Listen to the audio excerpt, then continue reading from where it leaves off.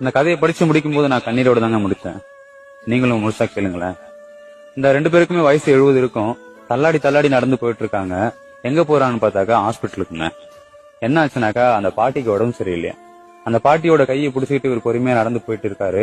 போயிட்டு டாக்டர் பாக்குறாரு. டாக்டர் கிட்ட கேக்குறாருங்க, ஐயா ஐயா உங்களுக்கு என்ன ஆச்சுன்னு தெரியல, ரொம்ப பயமா இருக்கு, 3 நாளா சாப்பிடல, இவங்களை குணப்படுத்திட்டீங்க அப்படின்னாக்கா ரொம்ப புண்ணியமா இருக்கும் ஐயா அப்படின்றாரு. அந்த டாக்டர் சொல்றாரு, கவலைப்படாதீங்க, குணப்படுத்திடுவோம்னு சொல்றாருங்க. அதுக்கப்புறம் கூட்டு போய் செக் பண்றாங்க. அவங்களுக்கு சுகரு, கொலஸ்ட்ரால், பிபி எதுவுமே இல்லைங்க, நார்மலா இருக்கிறாங்க.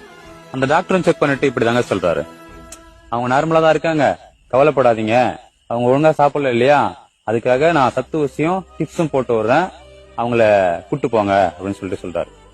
உடனே அந்த பாட்டி, ஐயா அப்பனா அவருக்கும் ஒரு பாட்டில் போட்டு விடுங்க அப்படின்னு சொல்லி கேட்கறாங்க. ஏன் அவருக்கும் உடம்பு சரியில்லையா?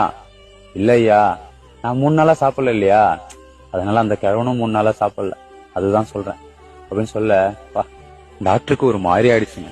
கொஞ்ச நேரம் அந்த தாத்தாவை பார்த்துட்டு ஏன் இப்படி பண்றீங்கன்னு சொல்லி கேட்க அந்த தாத்தா சொல்றாரு, அவங்க இல்லாட்டி நான் என்னங்க பண்ண போறேன் அப்படின்னு சொல்றாருங்க. இந்த காதல் எந்த வயசுமே விட்டு வைக்க மாட்டதில்ல.